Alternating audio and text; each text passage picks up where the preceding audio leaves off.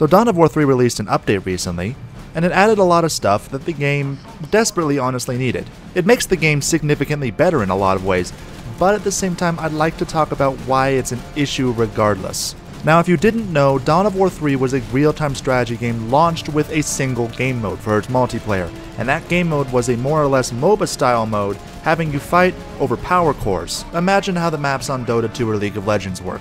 This mode caused so much trouble with the game in my opinion, because it made the number of strategies that were possible greatly limited. It was just a race to have a bigger army with no strategy or anything involved, and just you barrel rolling towards a power core rather than actually strategically trying to defend your base in any way that you can think of, because your base was literally pointless. So Relic released a patch, and this patch added the classic Annihilation mode to the game, something the game really needed. This makes the game massively more fun, and also gives the game a lot more strategy to it. For one, you can move. You don't have to be where the enemy thinks you are. You could be hiding somewhere on the far end of the map and they'll never know.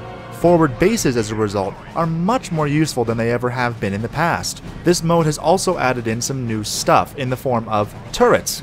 Every faction now has one turret they can build. For the Space Marines, they got the Tarantula turret, for the Oryx, a big shooter turret, and for the Eldar, a Shuriken grav platform. These are all very basic, and unfortunately they're not nearly as useful as I would have liked them to be.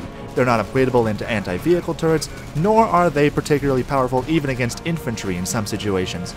But they are a nice addition to have. Having some kind of upgrades for them in the tech building might be useful in the future. And on top of that, you can also now build new HQs. If your HQ is to go down, you can build another. Hell, why wait? You can build another HQ while yours still stands. It costs a hefty price, but it may be worth it if you want to have secondary locations across the map that you can retreat to, or that you can start building up from. Combining these, suddenly, there is a whole new level to base building just because of the fact that your bases can now hold their own, at least for a little bit, and that the HQs can be moved.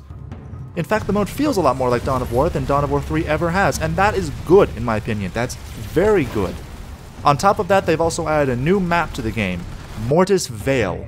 This map is very strange as it's much more open than the other maps in the game and gives you a lot more freedom. Possibly because it was designed with Annihilation in mind, along with a big gate in the middle that is by default closed but can be opened to let massive armies through. But there's just something with Dawn of War 3 still. And while I really do love all this, I really do, I cannot stress enough that this is something that the game really needs.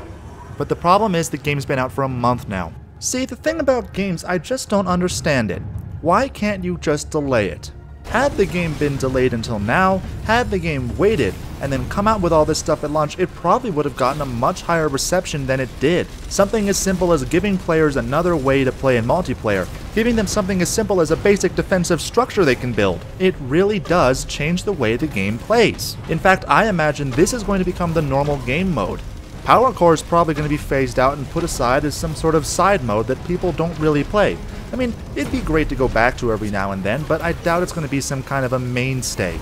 No one wanted it in the first place, and no one's going to go back to it, honestly. When the game launched with only that, it hurt the game. It really hurt the game. Reviews just tumbled downward on Steam. I don't care what critics are saying. People that are smart never look at critic reviews. They look at user reviews, and the user reviews for the game are bad. They've actually gotten lower since I reviewed the game when it came out. Recent reviews dropping as low as 40% positive. That's bad. That's almost into the negative, below mixed. People are fed up with the game. It's been too long. When a game comes out and just isn't good enough, people will leave. And as I said in my review, everything that Dawn of War 3 needs can be patched in. Nothing is wrong with the core game. Nothing. The core game is fine. It just needs more modes, more maps, and things that are just designed better. And the problem is, by not launching with this stuff, it's never going to recover. Never. Dawn of War 3 will never become a must-have like Dawn of War 1 and Dawn of War 2 did. It can't. It just simply cannot do it with all this stuff missing. And you're probably wondering what I mean by all this stuff. Well, adding the game mode is great, but all the maps are still designed for Power Core. Every single map, despite this whole big scale argument that Dawn of War 3 is coming up with, are still the same, as I've said. I complained about the maps before, and I'm complaining about them again. They are small, they are limited, and they are designed to funnel you down lanes. This doesn't work in Annihilation. It doesn't. because there's really no place for you to build a forward base. There's no place for you to hide, like there were in, say, Dawn of War 1, you know? Dawn of War 1 had these big open maps where it could be a situation that your base is being trampled and you're currently building up a new one to defeat them all the way across the map, a mile away, giving yourself at least 10-15 minutes before they even find you, let alone destroy you. You'd be in situations where you're saying, oh fuck, I'm about to get screwed, and dropping in an HQ by your friend's base, because they're still alive and the enemy has not yet destroyed them, giving you a last fighting chance to help them defend and push back. These are things that Dawn of War 3 is capable of, but not with the current map design. And this is why you may have noticed that the primary map I've been showing up till now has actually been a community map. From Dawn of War 1 nonetheless, Cassir Ludian. This map really brings out the good gameplay of Dawn of War 3. It really does, especially in Annihilation. Having these bases, these massive forward bases, and huge armies going across the map in all kinds of ways so that you have to pick a path and stick to it, and you have to be able to defend on multiple points at once, rather than on one point with an army that can respond within a few seconds due to the small map size. And these big maps make some of the mechanics of the game a lot more useful, such as the drop pod mechanic. With you being so far forward, drop pods suddenly become a lot more useful than they are on the normal maps. On top of that, units such as land speeders have suddenly found a brand new use because they can respond quickly on these big maps where standard units can't. These are the sorts of maps that we need to have in Dawn of War 3. These are the sorts of maps that the game just needs for Annihilation. Dawn of War 3 is going for big scale, and Dawn of War 1 did big scale right. Looking at its map design, doing that sort of map design for Dawn of War 3, it would be incredible. And trust me, the community's not going to give a shit if those maps don't work with Power Core. I don't want them to work with Power Core. That's the thing. Maps like these can't work with Power Core because of the fact that everything is so spread out. And that's fine. I don't care. These are Annihilation maps. They are designed to be played with a base-on-base system. That is the end, and that is how big scale works. A Power Core forcing you to funnel around a little teeny tiny point on the map is not how big scale works. Simple as that. This is a fantastic addition to the game. I can't stress that enough. In fact, the AI actually knows how to respond now too. The AI is very good at playing Annihilation. Where I could very easily defeat a hard AI on Power Core before, now normal AIs can actually provide a challenge, at least to me.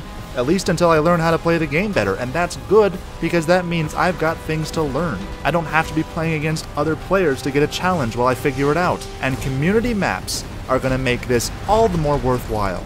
Problem is, the game still needs that official support. Official maps need to be on par with the community maps. It's as simple as that. Does the game need other things besides more modes and maps? Yes, it does. Let's be honest, it does. As I've said, the tech tree is still surprisingly bare bones, especially on the Space Marines. Defensive structures definitely need more than just a single turret, and making them doctrine related, I'm not entirely certain I'm for that. Right now the way it's working is the turret runs on a doctrine, and that's just... I'm not certain how much I enjoy that. I think if they add more turrets, they should still all be linked to that doctrine. Make it a defensive doctrine. Have it so that if you have it equipped and there's a turret and you can upgrade it and you can have an anti-vehicle variant, that's all one doctrine. I have a feeling that what they're going to do is they're going to make it so that there are multiple doctrines for multiple turrets if they continue down this path. And I don't know if that's going to work when you can only have 3 doctrines selected in the game. And they better not start charging skulls for them either, because I've already told everyone about the skull system, and yes, I've started playing through the campaign and seeing how the skull system works after that. There's still not enough. I'm sorry, there are still not nearly enough skulls after playing through like more than half of the campaign now. Not nearly enough for anything, especially not if more shit's gonna start coming out. It's just light on content still. This helps, but it's not enough, and they need to get their asses in gear, because the longer they wait, the worse it's going to get. As I said, the game was hurt bad enough at launch when none of this shit was in there to begin with. Now this is the first step. This is the first step to making Dawn of War 3 the game that we've all been waiting for. And here's the thing. The longer they wait, the less of their audience they're going to get. It's as simple as that. And I've heard a lot of people compare it to Dawn of War 2's launch, where Dawn of War 2 came out, it had a small number of maps and etc. Not to mention the maps had a similar design where they were sort of cramped and sort of funnely. Well, here's the difference. You see, first off, when Dawn of War 2 launched, you could build defensive structures And of course, there was an Annihilation mode in the game as it started. Even when not doing Annihilation, I find Victory Point to be much more entertaining, much more strategic, and much more fun than Power Core. Also, with the map design, Dawn of War 2 was much smaller scale. It was very tactical. It was very much about taking your units and finding the exact spot for them to set up, for them to be ambushing, flanking, etc. You only had a few units. The map design worked. It works for a small scale like that. But Dawn of War 3 is going for big scale, and it doesn't do the same thing here. Dawn of War 3's map style is just too similar to Dawn of War 2's, and for the big scale that it has, that can't work. There's also this thing about the whole team-on-team thing. One team of up to 3 players against another team of up to 3 players. And that's something that's been around for quite a while. Company of Heroes did it, Company of Heroes 2 did it, and Dawn of War 2 was for the most part also that. While there was a free-for-all and team free-for-all mode in Dawn of War 2, it wasn't really the most played mode, and I don't use it very often. But the thing about Dawn of War 1 was its maps were large and versatile. So you could have any kind of setup you wanted, as something as stupid as 1 on 7, or even 4 teams of 2, or whatever you want. Any combination of it, any way you want it, and it just worked with that style. And that's the kind of thing that Dawn of War 3 needs. That's what it looks like it needs, and I feel like if that's the style they went for with their maps, it would actually work far better than perhaps the production team is aware. More of a classic RTS style, more of that Age of Empires feel to it, more of that Supreme Commander kind of feel to it. It works so well with this, especially if they keep expanding on the game too, like they say they will. After I spent so much time ranting on how Dawn of War 3 has screwed up, I really should just take the time to say thank you, though. I'm glad that Relic is listening. I'm glad that they are taking action. I'm glad that they are attempting to fix the game, even if it is step by step, but they're going to need to be fast if they want any of their audience to stay. That is the problem. In no way do I want Dawn of War 3 to fail. In no way do I want them to abandon it and move on to another project. In no way do I want that to happen. Because as I said, the core game is there. I've said it before and I'll say it again. The core game is there. It needs expanding. It needs more units, more research, and more modes, more maps, etc. But it is there. The core is not broken. If the core was broken, I would say this is a total disaster. That's what Command & Conquer 4 was, as an example. Its core was broken. There was jack shit you could do to make that game better, and as a result it was abandoned, and I'm quite happy it was abandoned. But this is not a broken core game. Start putting out a whole bunch more official maps and modes that allow you to have more than 2 teams, and allow you to have bigger areas to play with, etc. I know I've been rolling on like a broken record here, but that is just what the game needs, and here's the thing. I'm really excited to see where the game goes now, because I had honestly expected them to give up.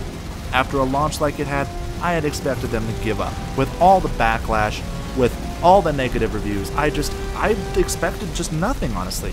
It is impressive that Relic is trying to fix it, and I think they are fully capable of it, and this is the first step. Bit by bit, update by update, every time they release something major, I will be here to give a video on it. I will be here to say what's been improved and what needs to be improved to make such and such work.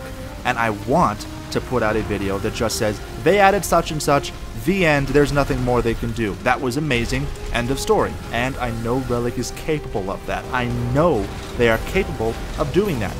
Anyway, thank you for listening. Bread recipe and Discord in description below, and I will see you on the next video. Stay toasty, my friends.